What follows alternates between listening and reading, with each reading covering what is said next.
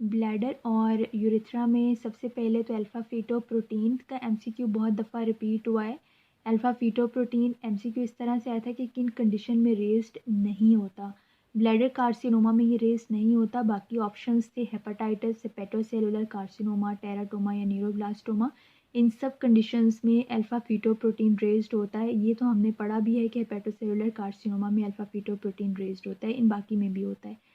Married girl में सबसे ज़्यादा कॉमन पेनफुल मिक्चुरेशन की कॉज यूटीआई है, और ये यूटीआई मैरिड फीमेल में इंटरकोर्स की वजह से होती है। ठीक है, यूटीआई का most common organism is E coli. अगर यूटीआई क्रॉनिक हो जाए तो ब्लैडर में स्टोन्स होते हैं, और वो स्टोन कौन सा होता है, दैट इज़ स्ट्रोविट ब्लैडर स्टोन्स होते हैं अगर यूटीआई क्रॉनिक हो जाए उस केस में। ठीक है, पोस्टीरियर यूरेथ्रा को हम किस तरह से देख सकते हैं? पोस्टीरियर यूरेथ्रा का ये एमसीक्यू 5-6 टाइम्स रिपीट हुआ है। इसके लिए ऑप्शंस में 2 टाइप्स के ऑप्शंस थे, या तो सिस्टोस्कोपी या स्टैटिक सिस्टोग्राम। इन दोनों में से जो भी ऑप्शन में मिले उसको टिक करना है कि पोस्टीरियर यूरेथ्रा हम सिस्टोस्कोपी से भी देख सकते हैं, और सिस्टोस्कोपी से जो एक विजुअलाइज्ड हमें एक चार्ट मिलता है उससे भी हम देख सकते हैं, दैट इज़ स्टैटिक सिस्टोग्राम। ठीक है, ये दोनों एक ही चीज़ है।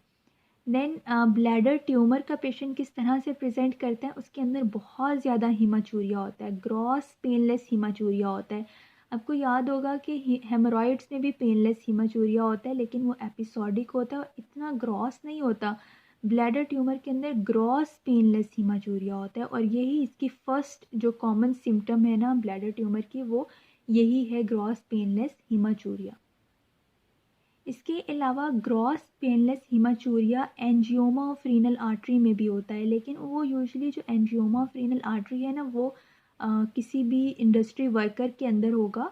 ठीक है, उसके साथ हमेशा इंडस्ट्री वर्कर की हिस्ट्री ज़रूर दी होगी, जबकि ब्लैडर ट्यूमर किसी भी ओल्ड एज के पेशेंट में हो सकता है। इसके लिए किसी इंडस्ट्री या किसी ऑक्यूपेशन की ज़रूरत नहीं होती। फीमेल के अंदर यूरिनरी इनकॉन्टिनेंस को हम किस तरह से डायग्नोज कर सकते हैं, इन्वेस्टिगेट कर सकते हैं? कॉल्पोस्कोपी पे हम फीमेल्स की यूरिनरी इनकॉन्टिनेंस को इन्वेस्टिगेट करते हैं। इसके अलावा अगर पीनस के इंफीरियर साइड के ऊपर यूरिनरी मीएटस हो, उसको हम कहते हैं हाइपोस्पेडियसिस। ठीक है, ये किस कंडीशन के साथ एसोसिएट होता है? कॉर्डी के साथ एसोसिएट होता है। मीन्स के पीनस का एक तो कर्वेचर वेंट्रल हो जाता है, और दूसरा उसकी जो मीएटस है वो भी नीचे की तरफ होता है। इसका मतलब ये है कि बेसिकली जो हमारे पास कॉर्डी और हाइपोस्पेडियसिस है ना, ये दोनों बहुत मिलती जुलती कंडीशंस है। हाइपोस्पेडियसिस मीन कि अगर पीनस का कर्वेचर थोड़ा सा नीचे की तरफ होगा तो उसकी जो मीएटस है, जहाँ जहाँ से यूरिन पास होगा, यूरिनरी मीएटस, वो भी नीचे की तरफ होगा on the ventral surface. Syphilis का जो प्राइमरी अल्सर है इट इज़ पेनलेस। ठीक है, सिनेरियो में सिर्फ सिफिलिस था, बाकी बहुत सारे पॉइंट्स थे, ऑप्शंस थे, उनमें से जो करेक्ट ऑप्शन था that was primary ulcer is painless. ये सिनेरियो इस तरह से आया हुआ था। देन ब्लैडर कार्सिनोमा किन कंडीशंस के साथ एसोसिएटेड होता है? ब्लैडर कार्सिनोमा स्मोकर्स में होता है, देन हमारे पास टेक्सटाइल वर्कर्स में होता है, केमिकल वर्कर्स में होता है जो केमिकल इंडस्ट्री में काम करते हैं, और इसके अलावा ये एक केमिकल है कॉर्नाफिजाइन, इसकी वजह से होता है। ठीक है, तो ब्लैडर कार्सिनोमा इन कंडीशंस के साथ एसोसिएट होता है।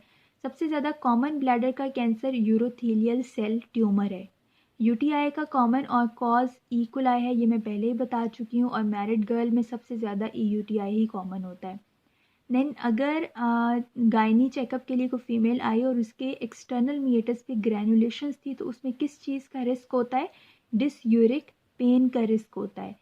पेरोनाइड डिजीज़ और प्राइपिज्म, ये दोनों मिलती जुलती कंडीशंस हैं, दोनों में पेनफुल इरेक्शन होती है, लेकिन जो पेरोनाइड डिजीज़ है ये किसी भी स्कार की वजह से, फाइब्रस स्कार की वजह से अगर पेनफुल इरेक्शन हो उसको हम पेरोनाइड डिजीज़ कहते हैं, जबकि वैसे जो किसी भी कॉज की वजह से जो परसिस्टेंट पेनफुल इरेक्शन होती है that is called प्राइपिज्म।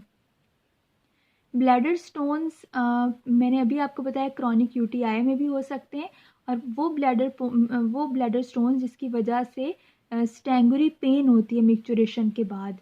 Usually bladder stone की जो पेन है वो मिक्चुरेशन के बाद होती है, और ख़ास तौर पे बहुत सिवियर पेन जो होती है वो स्पिकुलेटेड ऑक्सलेट कैलकुलस की वजह से होती है, ऐसे स्टोन्स जिनके एंड्स बहुत ज़्यादा शार्प होते हैं, मार्जिन्स।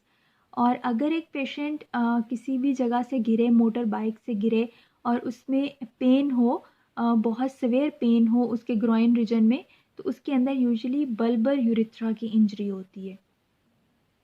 ये वाला इवन सिनेरियो भी बहुत ज़्यादा आया हुआ है कि फॉल स्ट्राइड, टिपिकल ये वर्ड यूज़ करते हैं। वैसे मोटरसाइकिल से गिरे, ये आप इस तरह भी इसको याद रख सकते हैं, या किसी बाइक वगैरह से गिरे तो उसमें उसके यूरिथ्रा की इंजरी होती है, खास तौर पे यूरिथ्रा के बल्बर पार्ट की इंजरी होती है।